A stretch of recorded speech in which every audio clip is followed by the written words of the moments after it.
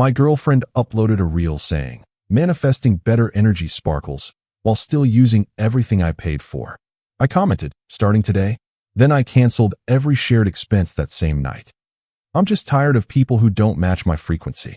She said that while sitting on the couch I bought, wearing AirPods I paid for, streaming Netflix on the account I'd been carrying for 2 years. I didn't say a word. I just picked up my phone, nodded slowly, and watched her scroll through her own reel like she was admiring a painting she'd made of someone else's house. And I remember thinking, not with anger, but with this quiet, hollow clarity, who exactly is she talking about? Because it wasn't me. Or at least, that's what I told myself. I didn't know yet that within 48 hours, I'd find out exactly who she meant. And I really didn't know that what happened next would be the kind of thing you don't walk back from. Not for her. Not for me. Not for what we'd built together, or what I'd built and she'd moved into. Here's what you need to understand before any of this makes sense. We weren't just dating. We were 3 steps from engaged, or at least that's where I thought we were standing. We had a shared grocery account, a shared streaming bundle, a gym membership I'd added her to. Her phone plan was under mine because she'd been between jobs when we hit the 6-month mark and I'd told her it was temporary. That was 18 months ago. None of it had stopped. And I hadn't asked it to, because that's not the kind of person I thought I was. I thought I was someone who invested in people they loved. Turns out, the key word there is invested. Because investment implies return. And I was about to get a very clear statement of account. I didn't realize it then, but that one reel, that one sentence she posted while I was sitting 3 feet away, changed every single thing. Not because of what it said, but because of what she did when I replied. If you enjoy real stories like this, subscribe, because what happened next changed everything for me. I was 27. She was 25. We'd been together for just over 2 years, living in my apartment for the last 14 months. That's all you need. The reel went up on a Tuesday night. I only saw it because my phone buzzed with the notification. We followed each other, obviously, and the thumbnail stopped me mid-scroll. It was her, sitting at the kitchen table I'd picked out, candle burning in the background, the one I'd grabbed from that little shop during our weekend trip upstate. She looked peaceful, like someone who had recently made a very good decision about their life.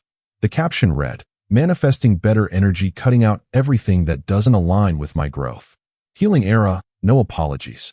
I stared at it for probably 10 seconds longer than I should have. Then I looked up. She was still on the couch, still in the AirPods, still on the Netflix account.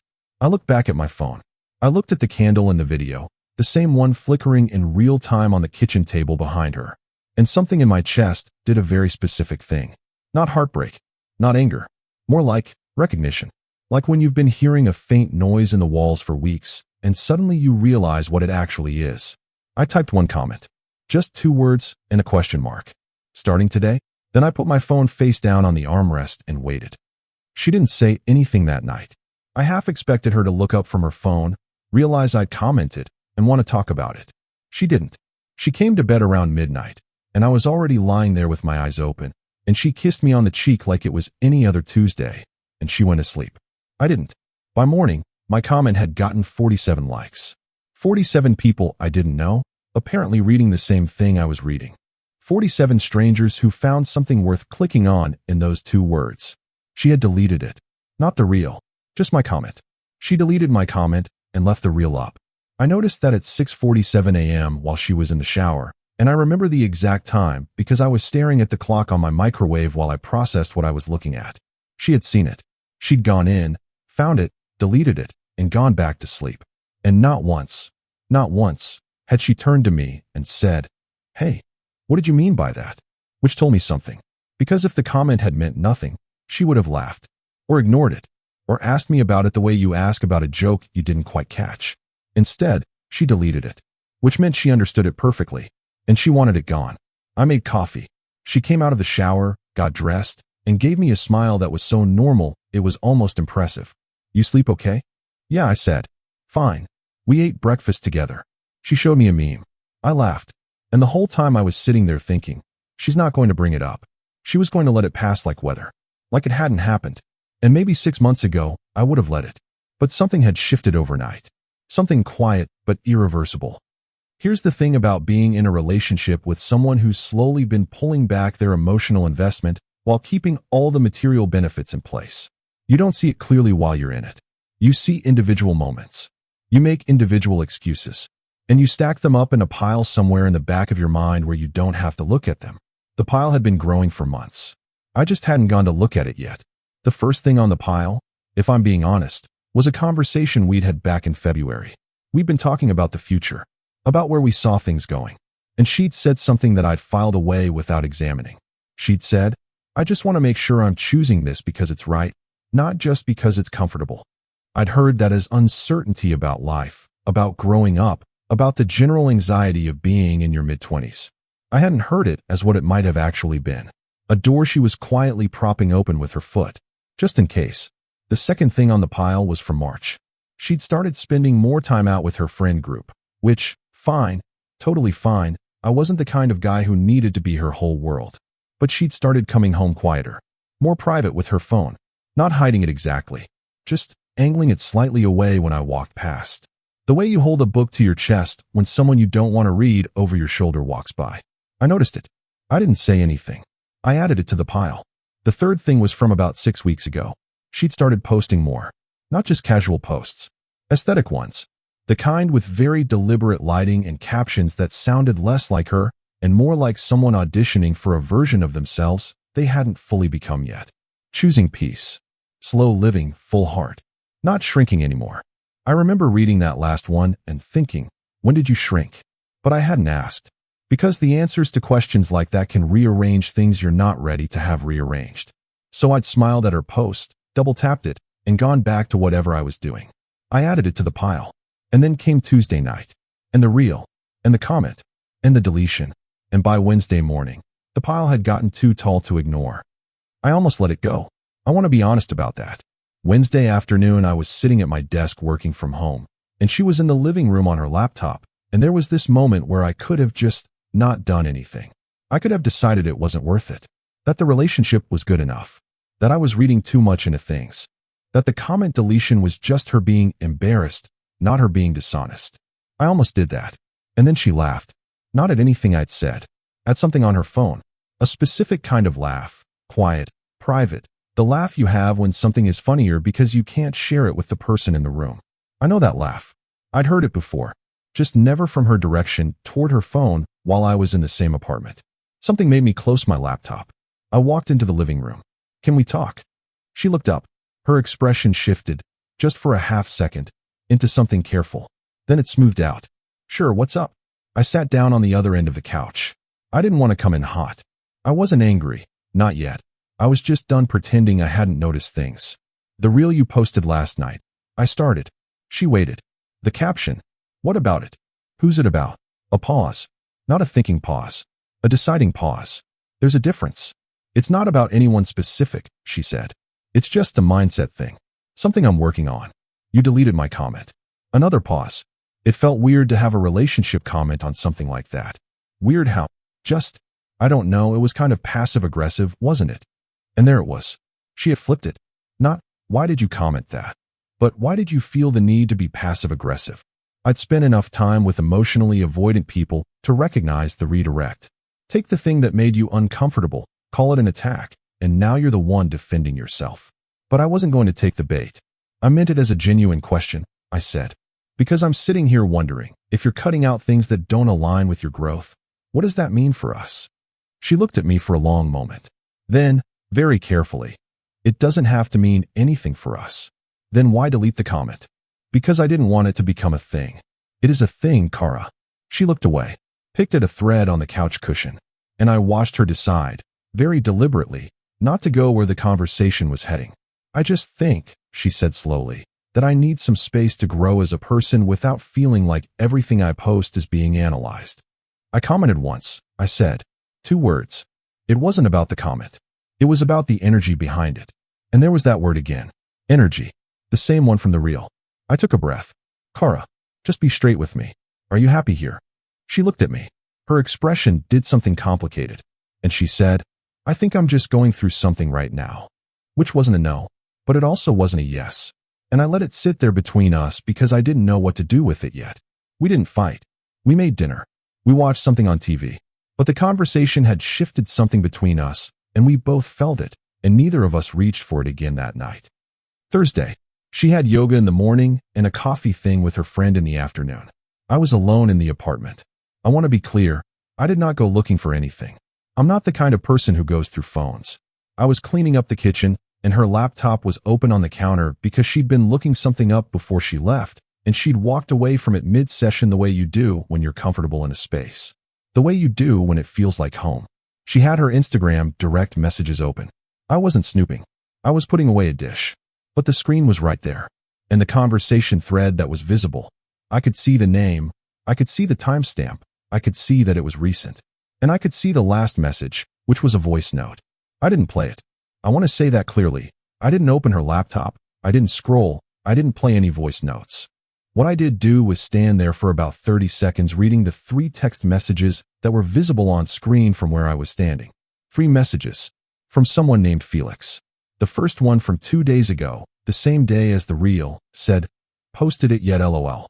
The second one, sent 4 minutes after the reel went up, said, "Love it.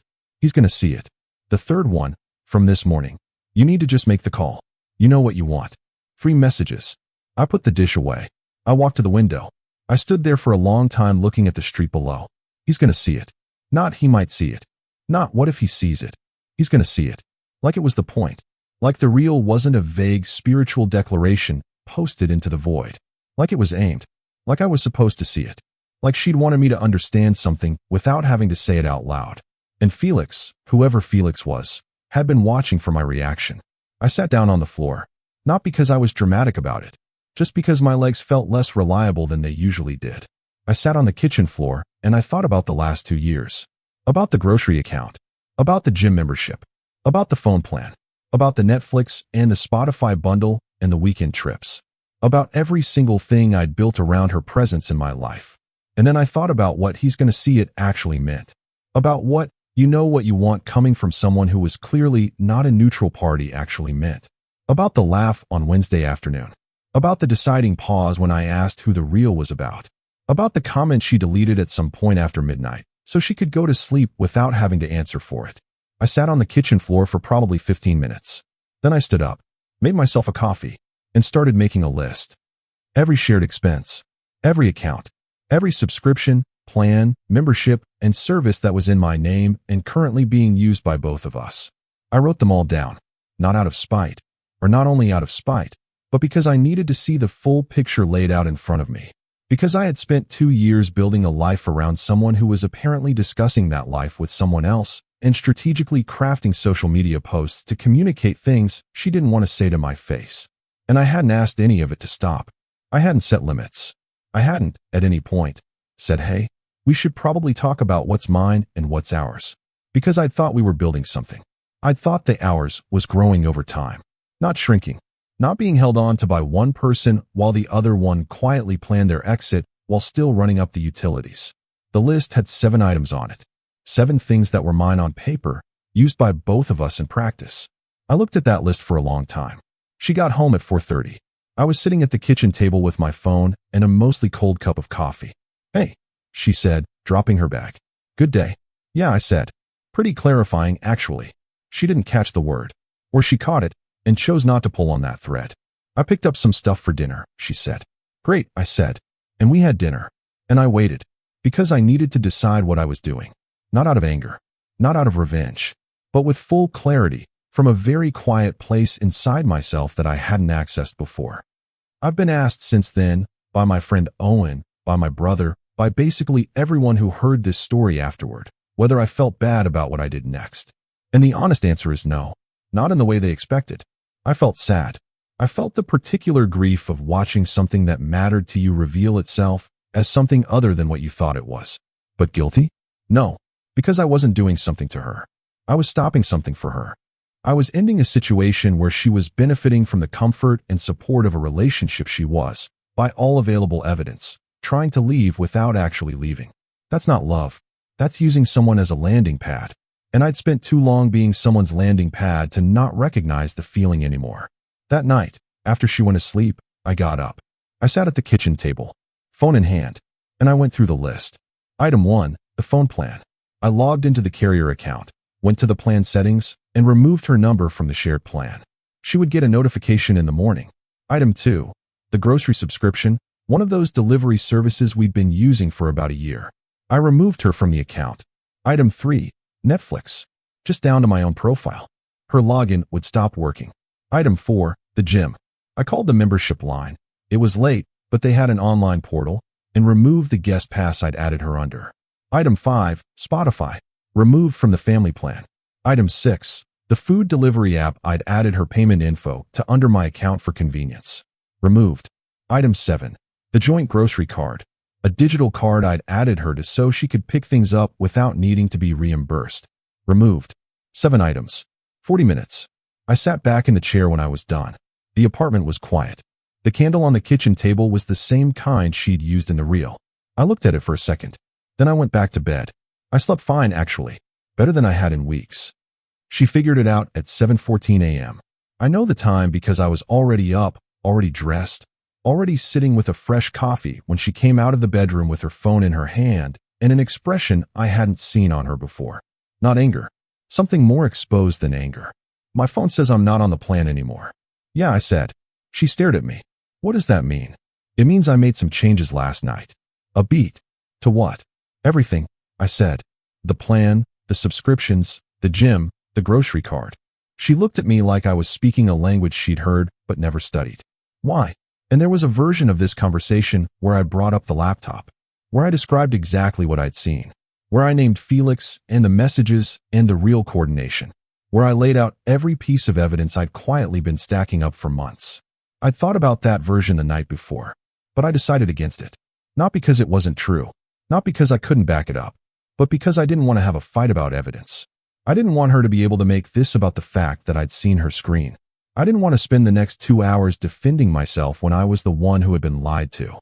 So instead I said, very calmly, because I think you know what you want, Kara, and I think we both know it's not this. Something shifted behind her eyes. It was small, but it was there. A flash of recognition, like she'd heard those words somewhere before. In a different context. On a different screen. You know what you want. She knew I knew something. Not the details, necessarily, but the shape of it. We should talk about this, she said. We tried that Wednesday, I said. You told me you were just going through something. I gave you room. And while I was giving you room, you were posting things aimed at me and making plans with someone who was coaching you through it. Her jaw tightened. That's not. I'm not asking for an explanation, I said. I'm not angry. I'm not trying to fight. I just stopped carrying things that weren't mine to carry anymore. She looked around the apartment that was mine, that she'd been living in. So what does that mean? She asked. For us. I think that's a question you've already answered, I said. I'm just catching up. She sat down at the kitchen table. I gave her a moment. Then I said, as gently as I could, I think you need to figure out your next steps. You can take your time. I'm not putting you out today. But I need you to understand that I'm not going to keep being the infrastructure for a life you've already decided to move on from. She didn't say anything. She looked at the table. And then something unexpected happened. She started crying. Not dramatic, heaving sobs. Just tears, quiet and fast, like she'd been storing them somewhere and they'd finally found a crack to get through. And I sat there, and I felt for her, because I'm not a monster, and we had 2 years between us. But I didn't reach for her. I didn't backtrack. I didn't tell her it was okay, or that we'd figure it out, or that maybe I'd been reading things wrong. Because I hadn't been reading things wrong. And we both knew it. She talked. Not about Felix. She didn't bring him up, and I didn't either. But she talked. And what came out, in halting pieces, over the next hour and a half, was something I'd been half expecting and fully unprepared for at the same time. She'd been unhappy for a while. Not with me specifically, she kept saying. With herself. With her life. With the feeling that she'd moved in before she'd figured out who she was outside of a relationship. I never lived alone, she said. I went from my parents' house to a roommate situation to here.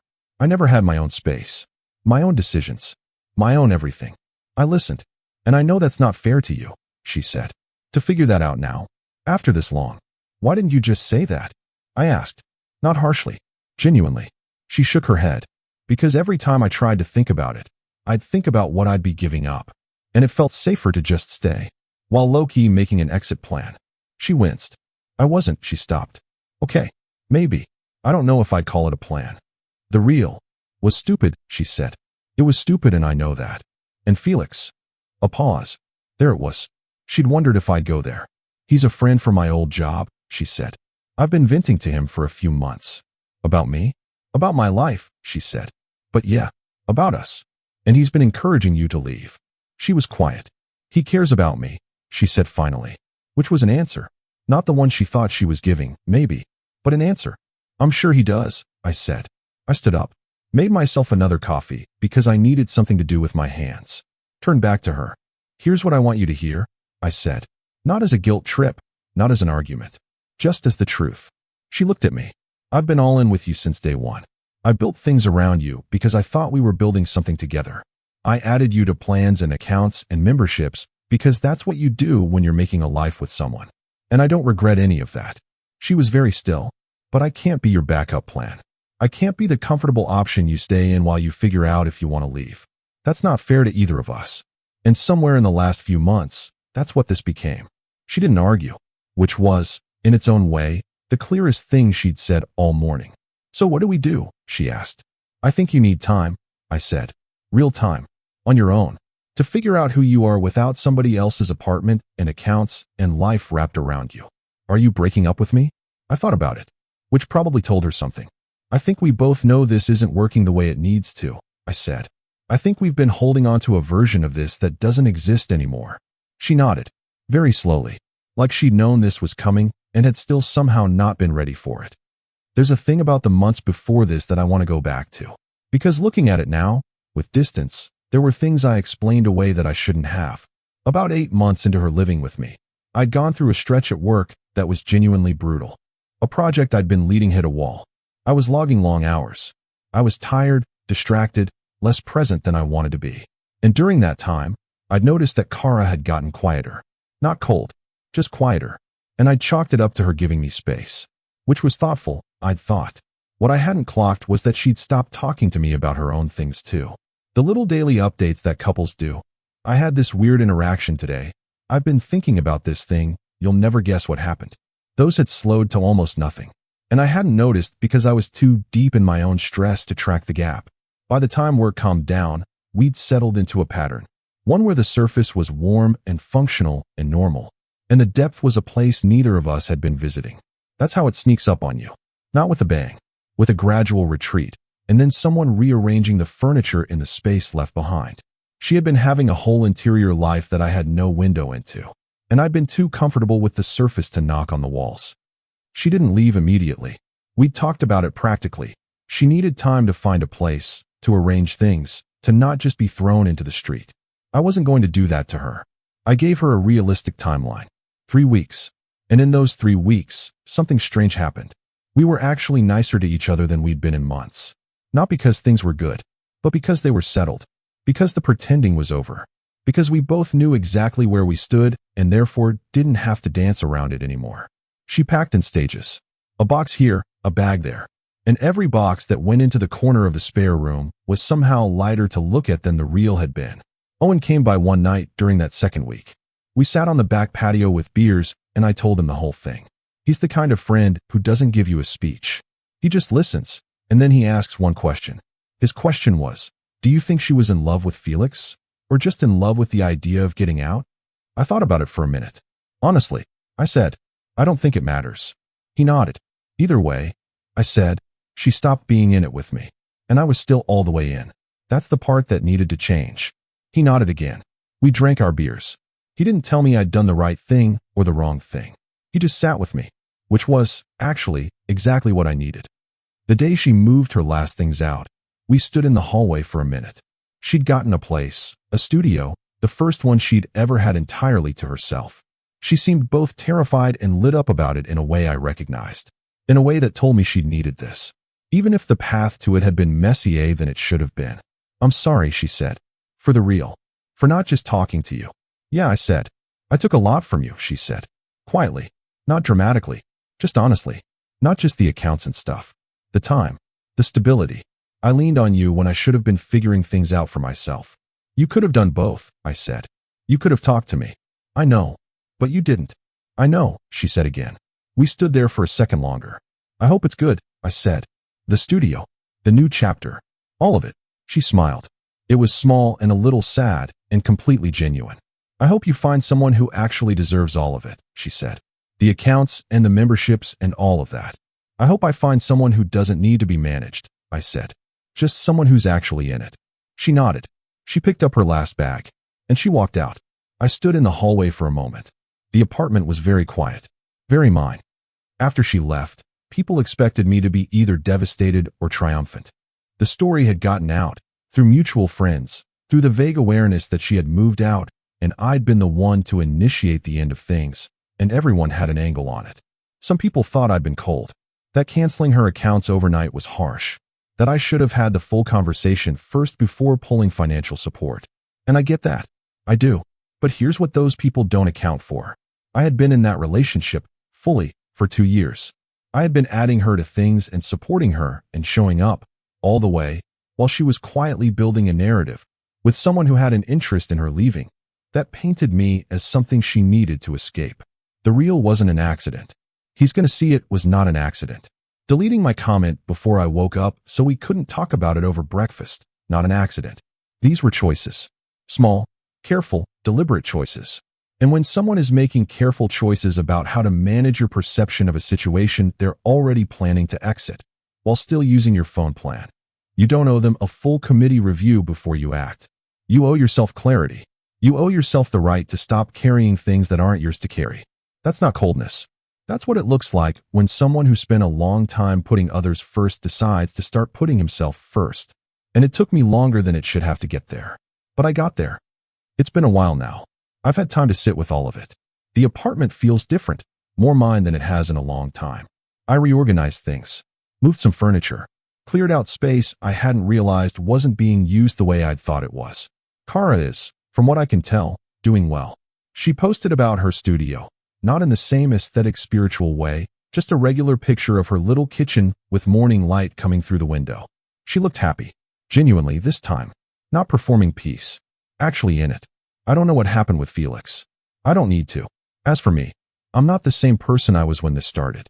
Not because the breakup broke me, but because the clarity that came out of it built something. Owen asked me a while back if I'd go back and do anything differently. I thought about it for a long time, honestly, and the answer I came back to was, I'd speak up sooner. Not to change the outcome. I don't think the outcome was wrong, but I'd have spoken up when I noticed the first thing. When she said that thing in February about choosing something for the right reasons. I would have said, out loud, talk to me about that.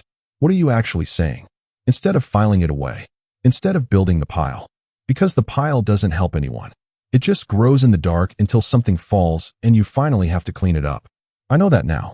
I know it in a way that lives in my body, not just my head. And I'm grateful for it. Even if the way I learned it wasn't exactly gentle. People ask about the comment a lot. Starting today? 2 words. They want to know if I planned it. If I knew what I was starting. And the honest answer is, I didn't plan it. I typed it the way you type something when your brain moves faster than your filter. But was it pointed? Yeah, of course it was. Because I've been watching those posts for weeks. All the choosing peace and full heart and not shrinking captions. And I'd been sitting 3 feet away the whole time, wondering quietly if I was somehow the thing she was choosing peace from. Wondering if I was the energy she was manifesting away from. Wondering if the growth she was talking about required my absence. And never asking, just wondering. The comment was the first time I let any of that out. And she deleted it. And that deletion, in its own way, answered every question I'd been too careful to ask. Starting today? Yes, apparently. And so was I. I'm not interested in making her the villain. She wasn't a villain. She was a person who got lost inside a comfortable situation and handled it badly. Who leaned on someone outside the relationship to help her process feelings she should have brought to the relationship first. Who made choices that were, at their core, cowardly, not cruel. There's a difference. And I could be angry about the cowardice. I was, for a little while. But mostly what I feel now is clear. And clarity, it turns out, is worth a lot more than a phone plan.